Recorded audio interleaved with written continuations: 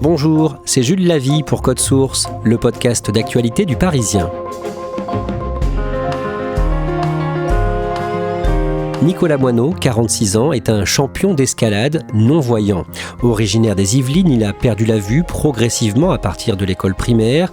On lui a diagnostiqué une rétinite pigmentaire à 14 ans et plus tard, la pratique de l'escalade l'a aidé à accepter son handicap. Nicolas Moineau est devenu l'un des tout meilleurs dans sa discipline. Il a notamment été sacré champion du monde en 2012 et il vient de raconter son parcours dans un livre publié en mars, livre intitulé « À perte de vue ». Nicolas Moineau témoigne aujourd'hui dans Code Source au micro d'Ambre Rosala.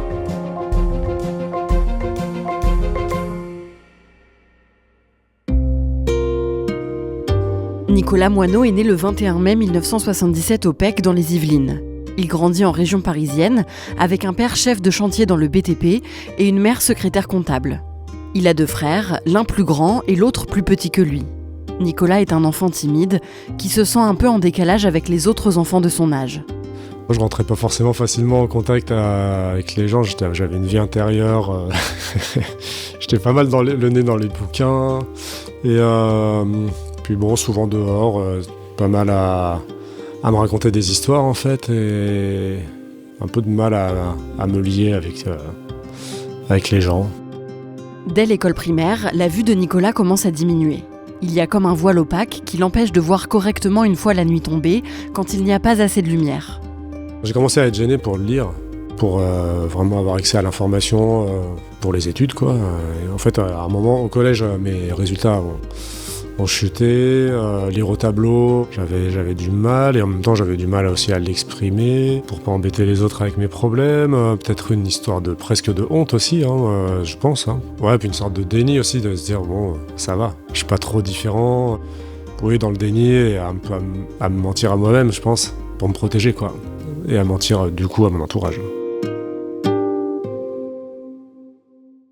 Nicolas ne parle pas du tout de ses problèmes de vue à ses parents ni à ses professeurs, jusqu'au jour où son prof de français lui demande de lire un texte à voix haute devant toute la classe.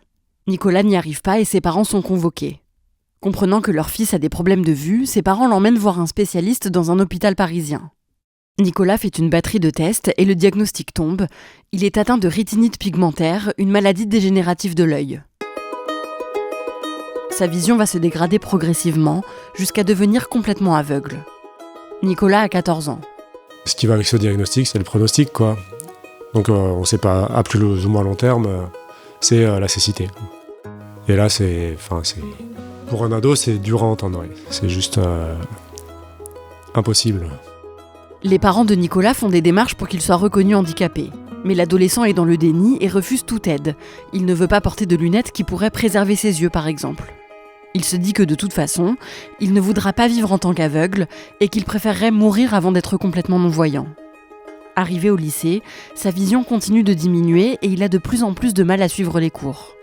Mes résultats dégringolent, du coup je joue à les cancres, alors que à la base je ne l'étais pas du tout. En début de scolarité, j'étais plutôt dans le trio de tête en classe, quoi. Et ouais, je me construis une sorte de personnage de branleur, quoi, en fait. Je finis par me faire quand même pas mal de copains. On part dans des délires plus festifs et un peu rebelles. Beaucoup d'excès, beaucoup de conneries, alcool, stupéfiants. Je fuis une réalité, un avenir, une perspective dont je ne veux absolument pas entendre parler, quoi. Donc, je me disais, je ne survivrai pas à la cécité, quoi.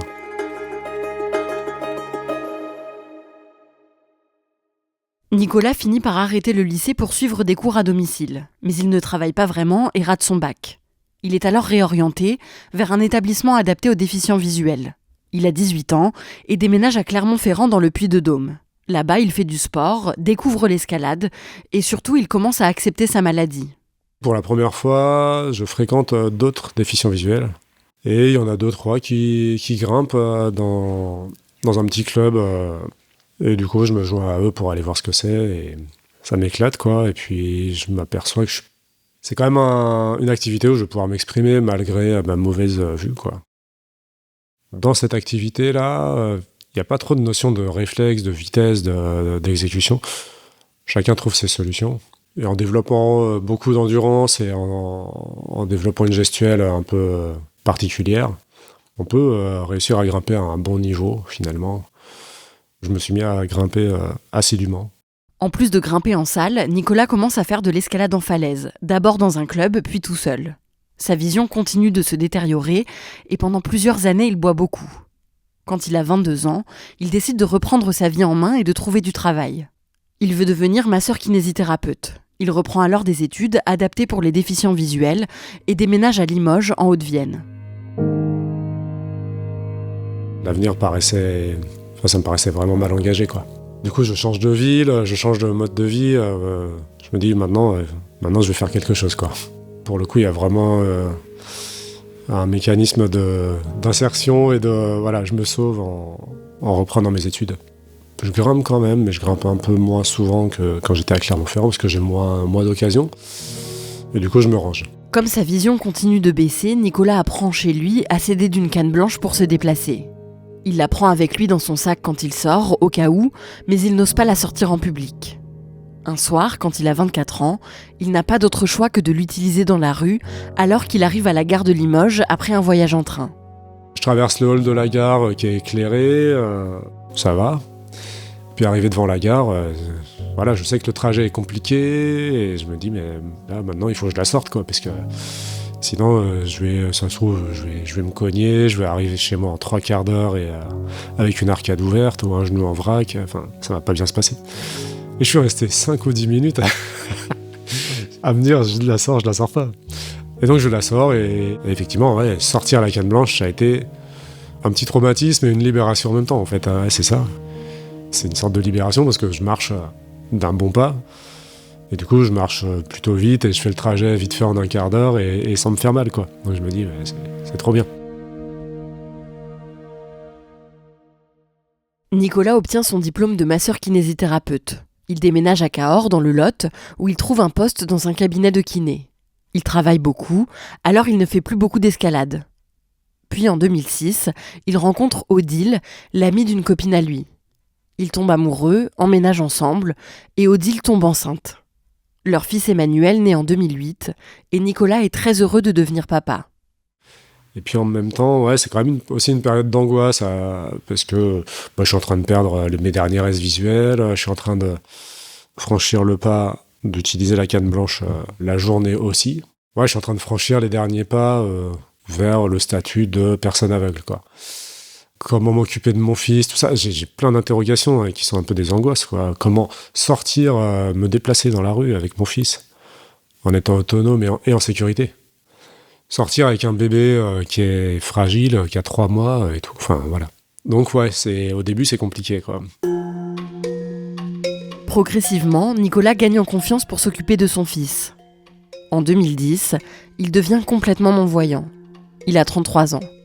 Il est désormais accompagné d'un chien guide, Dougie, pour l'aider à se déplacer. À cette période-là, il quitte le cabinet où il travaille parce que la charge est trop intense et qu'il n'en peut plus. Il se remet alors à grimper assidûment, principalement en falaise, qu'il préfère largement à l'escalade en salle. Au début de l'année 2012, Nicolas apprend par un ami que les mondiaux d'escalade, Valide et Handisport, vont avoir lieu en septembre en France, à Paris. L'équipe de France d'escalade cherche à monter une équipe de grimpeurs handisport et on propose à Nicolas d'en faire partie. Au début, il refuse. Moi, je suis plutôt loisir et multisport et j'aime bien l'alpinisme, la montagne et tout. J'aime bien la falaise, je suis pas trop branché compétition. Donc j'hésite, je change 50 fois d'avis et puis je finis par dire oui. Je me suis dit, allez, ça va être l'occasion de me dépasser, quoi. Je vais au sélectif en juillet et les mondiaux sont en septembre. Donc on est vraiment, on débarque comme des amateurs complets, quoi. Donc je pense que je me prépare, je commence à me préparer un peu sérieusement. Mai, juin, je vais au sélectif, je suis pris. Et je continue à me préparer tout l'été. Je me prends au jeu, je me mets à faire attention à ce que je mange, perdre du poids, m'entraîner fort. Et là, je sens que je suis plus à l'aise quand même au niveau escalade. Mon niveau augmente, quoi. Ladies and gentlemen, please rise for the national anthem of France. Le 12 septembre 2012, Nicolas arrive avec son chien guide Dougui à Paris. Les championnats du monde d'escalade ont lieu au Palais Omnisport de Bercy. Pour la compétition des non-voyants, les grimpeurs sont accompagnés par un guide qui leur indique comment se déplacer sur le mur pour aller le plus haut possible. Le guide de Nicolas s'appelle Sébastien. Ensemble, ils passent les différentes étapes de qualification et le 15 septembre, Nicolas se retrouve en finale face à un grimpeur japonais et un grimpeur italien. Et là, c'est 12 000 personnes dans le public et on grimpe devant 12 000 personnes, quoi. Là, je commence à stresser. Ouais. Autant pour les qualifs, j'étais un peu tranquille. Dans 1h30, c'est à moi. Dans 1 heure, c'est à moi. Ça s'approche. Bon, du coup, on sort sur l'estrade pour aller observer la voie qu'on va devoir escalader. 12 000 personnes qui nous applaudissent vite fait, mais après, donc le speaker, il dit silence radio, là, maintenant c'est pour nous permettre d'entendre les consignes des guides, le public doit être silencieux. Du coup, 12 000 personnes silencieuses, quoi. Donc là, on observe la voie, c'est le guide en fait qui nous décrit la voie. Donc là, il faut avoir la mémoire bien affûtée, sauf que ça marche jamais. En fait, on arrive à retenir les 10 premiers mouvements, mais après on est perdu, donc voilà. On retourne à l'isolement, et là on passe les uns après les autres. Sachant que, comme je suis à l'isolement, je ne sais pas ce que les autres concurrents ont fait. Nicolas est le dernier à passer. Il ne sait pas à combien de mètres ont escaladé ses adversaires. S'il parvient à grimper plus haut qu'eux, il deviendra champion du monde. J'y vais, je me fais guider par Seb, et puis j'y vais à fond jusqu'à assez rapidement quand même tomber sur un problème, des prises vraiment difficiles à tenir, et un mouvement que je comprends pas, et je tombe. Et là, du silence complet, on passe à une explosion immense de 12 000 personnes qui hurlent, quoi. Parce que finalement, tout le monde sait que j'ai gagné, sauf moi. Donc moi, je tombe et je suis complètement avalé par une espèce de foule qui hurle, quoi. Et du coup, je retourne derrière, là, dans les coulisses, et j'apprends, il y a Seb qui vient et qui me dit « Ouais, c'est bon. » Et là... C'est l'explosion de joie, j'en peux plus, j'y crois pas, quoi, c'est grosse émotion. Ouais. 2012 World Climbing Champion representing France, Nicolas Moineau. C'est une grande fierté, quoi, une grande fierté, et finalement je me dis, je faisais tout ça tout seul dans mon coin, quoi, et j'ai réussi à faire quelque chose devant plein de gens, et je m'aperçois que ce que je faisais, c'était peut-être quelque chose peut-être d'extraordinaire, quoi. Après cette victoire, la Fédération française d'escalade propose à Nicolas de rester dans l'équipe de France. Entre 2012 et 2018, il est champion d'Europe et 2 fois vice-champion du monde. Il arrête la compétition en 2018 et reprend une activité de kinésithérapeute à mi-temps. Le reste de son temps libre, il le passe à grimper les falaises. C'est un peu un refuge. C'est un endroit où je vais subir tous les soucis de la vie quotidienne et la maladresse ou les incivilités des gens et tout. En fait, c'est un peu un endroit où on arrête de subir et on est maître de son destin. Il n'y a que des problèmes simples à résoudre, en fait. On a 3 prises, on essaye d'en atteindre une 4e et on essaye de grimper plus haut. Et puis, et les solutions, elles sont dans mes mains et dans mes pieds. Et vous pensez continuer encore longtemps ? Dans une optique de haut niveau, vraiment de dépassement, d'essayer des voies extrêmes et tout, je sais pas. Mais grimper, oui, jusqu'à... Bon, j'en sais rien, moi, jusqu'à 80 ans, ouais, si je peux, jusque-là, quoi. Moi, j'aime bien le fait de mener ma barque, en fait. Sachant que je suis dépendant de quelqu'un relativement souvent dans la vie. Voilà, un petit moment d'autonomie, pour moi, c'est précieux, quoi.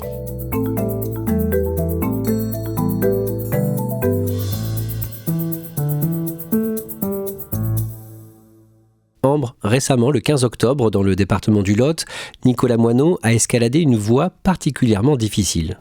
Oui, après 1 an de préparation, il a escaladé une voie de catégorie 8A. C'est l'une des catégories les plus difficiles qui existent, qui est réservée aux grimpeurs les plus expérimentés, même chez les voyants. C'était une voie de 40 mètres située sur la falaise de Saint-Géry dans le Lot. Alors c'est difficile de savoir si d'autres non-voyants ont déjà escaladé des voies aussi difficiles que celle-là, mais à la connaissance de Nicolas, ça ne s'est jamais fait dans le monde et de toute façon, même si c'était le cas, ça reste très rare et ça reste un vrai exploit. On l'a dit au début de cet épisode de Code Source, il vient de publier un livre qui raconte sa vie au mois de mars. C'est important pour lui de témoigner ? Oui, c'est très important pour lui. Il m'a raconté que ça avait été une vraie introspection, que ça l'avait beaucoup aidé d'écrire ce livre. Et il l'a pris comme une tribune pour parler de handicap visuel et pour raconter ce que c'est le quotidien quand on est déficient visuel. Et je donne la référence du livre de Nicolas Moineau, c'est À perte de vue, publié en mars donc aux éditions Artaud, écrit avec Emmanuel Dalseco. Merci Ambre et merci à Bérangère Le Petit pour son aide. Cet épisode de Code Source a été produit par Thibault Lambert et Raphaël Pueyo, réalisé par Pierre Chaffanjon. Code Source est le podcast quotidien d'actualité du Parisien. N'oubliez pas les 2 autres podcasts du Parisien, Le Sacre jusqu'à Paris 2024, chaque mercredi, confidence de médaillés d'or olympiques et paralympiques, et Crime Story, une grande affaire criminelle chaque samedi. Les 3 podcasts du Parisien sont disponibles sur leparisien.fr bien sûr et sur toutes les plateformes.